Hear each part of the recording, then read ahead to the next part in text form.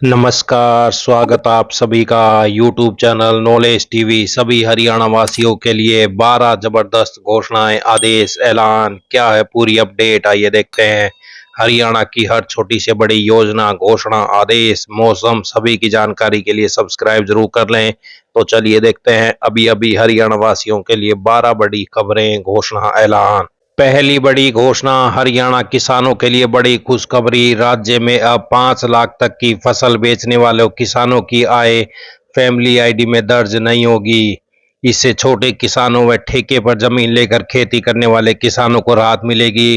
परिवार पहचान पत्र में यह नया संशोधन किया गया है। हालांकि इसके दायरे में वही किसान आएंगे जो मेरी फसल मेरा ब्यौरा पोर्टल के आधार पर फसल बेचेगा। पोर्टल पर दर्ज होने वाले फसल बिक्री मूल्य को परिवार की आय में शामिल नहीं किया जाएगा। इसके स्थान पर केवल 5 लाख रुपए से अधिक की ई खरीद से संबंधित डाटा कोई आय निर्धारण के लिए आधार माना जाएगा। परिवार पहचान पत्र प्राधिकरण के स्टेट कोऑर्डिनेटर ने बताया कि इस बदलाव से अनेक पात्र किसान परिवार विभिन्न सरकारी योजना और आर्थिक सहायता योजनाओं के लाभ से वंचित हो जाते थे। किसानों की मांग और सुझावों को गंभीरता से लेते हुए सीएम नायब सैनी ने इस व्यवस्था में सुधार कराया, जिससे लाखों छोटे और मध्यम किसानों को सीधा लाभ मिलेगा। उन्होंने कहा कि 5 लाख तक की फसल बिक्री से हुई आय का डाटा भी हटा दिया गया है। मेरी फसल मेरा ब्यौरा का फसल मूल्य डाटा पीपीपी से हटाया गया। किसानों की फसल बिक्री से हुई 5 लाख तक की आय फैमिली आईडी में नहीं जुड़ेगी। महिलाओं के लिए सुनहरा अवसर, हरियाणा आंगनवाड़ी पद 2026 ऑफलाइन आवेदन शुरू।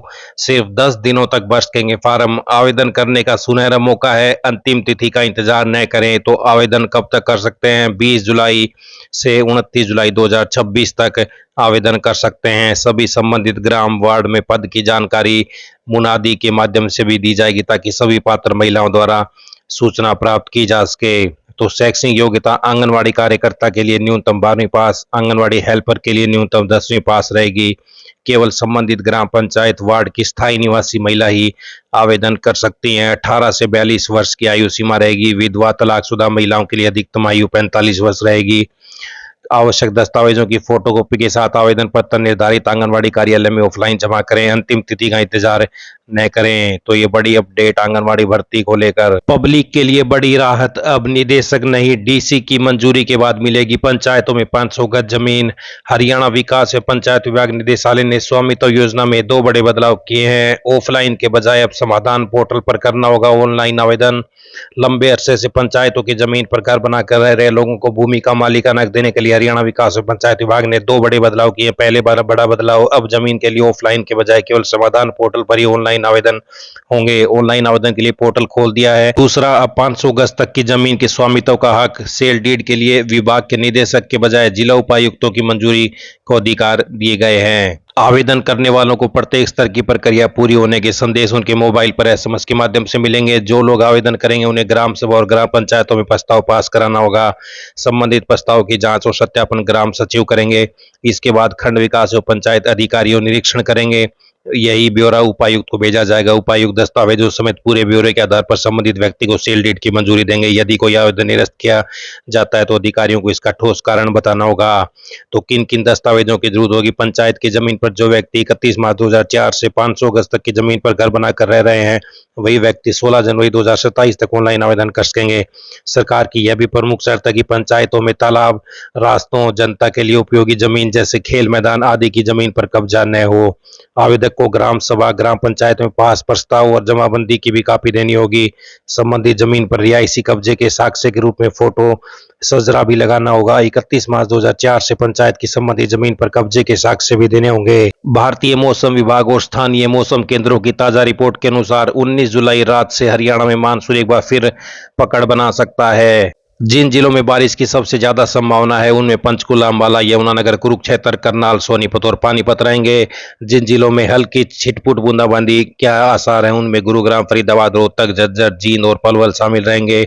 जिन जिलों में बारिश के सबसे कम आसार हैं उनमें सिरसा, फतेहाबाद, हिसार, भिवानी, महेंद्रगढ़ और चरखी दादरी शामिल होंगे। तो 19 की रात से मौसम में बदलाव होना शुरू होगा। तो 20 से 22 जुलाई के दौरान बारिश की तीव्रता सबसे ज्यादा होगी। हरियाणा के उत्तरी और पूर्वी हिस्सों में कुछ जगहों पर भारी से बहुत भारी बारिश होने की भी संभावना है। तो 20 से 22 जुलाई के बीच भारी बारिश के आसार हैं। आइए अगली बड़ी घोषणा देखते हैं। एचएसएससी युवाओं के लिए बड़ी अपडेट, परीक्षा की तारीखों को लेकर बड़ी अपडेट। एचएसएससी ने group C CET second phase की लिखित परीक्षाओं के लिए परीक्षा केंद्रों की तैयारी शुरू कर दी है। अगस्त, सितंबर और अक्टूबर में विभिन्न परीक्षाएं आयोजित किए जाने की तैयारी चल रही है। तो एचएसएससी ने पंचकुला, अंबाला, यमुनानगर, कुरुक्षेत्र, करनाल और पानीपत जिलों में स्कूल, कॉलेज, पॉलिटेक्निक और विश्वविद्यालय में परीक्षा केंद्रों की सीटिंग क्षमता की जानकारी मांगी है। तो ये बड़ी अपडेट। आई अगली बड़ी घोषणा देखते हैं। रिजर्व बैंक ऑफ इंडिया जल्द ही देश में प्लास्टिक यानी पॉलीमर से बने नोटों का पहला पायलट प्रोजेक्ट शुरू करने जा रहा है। मीडिया रिपोर्ट के मुताबिक यह देश में नए जनरेशन की करेंसी लाने के आरबीआई के प्लान का अगला कदम है। आधिकारिक सूत्रों से मिली जानकारी के अनुसार पहला पायलट प्रोजेक्ट 10 और 20 वैल्यू के छोटे नोटों के साथ शुरू होने की उम्मीद है। अगर टेस्टिंग पूरी तरह सफल रही तो आरबीआई 2027 से देश में इन पॉलीमर नोटों को फुल स्केल लॉन्च कर सकता है। तो जल्द चलेंगे प्लास्टिक नोट, 10 और 20 रुपए से होगा ट्रायल शुरू। 5,500 पुलिस कर्मचारियों की भर्ती में हिस्सा नहीं ले पाए हरियाणा के जवानों के लिए खुशखबरी है। ये युवा नवंबर में आने वाली 4,000 पुलिस सिपाही की भर्ती में हिस्सा ले सकेंगे। नवंबर में करीब 4,000 और कर्मचारियों की भर्ती हो सकती है। तो ये बड़ी अपडेट। अग्निवीरों के लिए आरक्षण भी लागू होगा। तो नवंबर में निकलेगी 4,000 और पुलिस सिपाही की भर्ती। तो ये बड़ी खुशखबरी आई। अगली बड़ी घोषणा देखते हैं। हरियाणा विद्यालय शिक्षा बोर्ड ने सीनियर सेकेंडरी वार्षिक परीक्षा मार्च 2026 के विद्यालय, गुरुकुल एवं विद्यापीठों के परीक्षार्थियों के प्रमाण पत्र, कंपार्टमेंट अनुत्तीर्ण कार्ड और माइग्रेशन प्रमाण पत्र वितरण का कार्यक्रम जारी कर दिया। बोर्ड के अनुसार ये दस्तावेज 20 जुलाई से प्रदेश के सभी जिला शिक्षा अधिकारी कार्यालयों के माध्यम से वितरित किए जाएंगे। बोर्ड अध्यक्ष एवं सचिव ने बताया कि विद्यालय 20 जुलाई और 21 जुलाई को विद्यार्थियों के प्रमाण पत्र प्राप्त कर सकते हैं।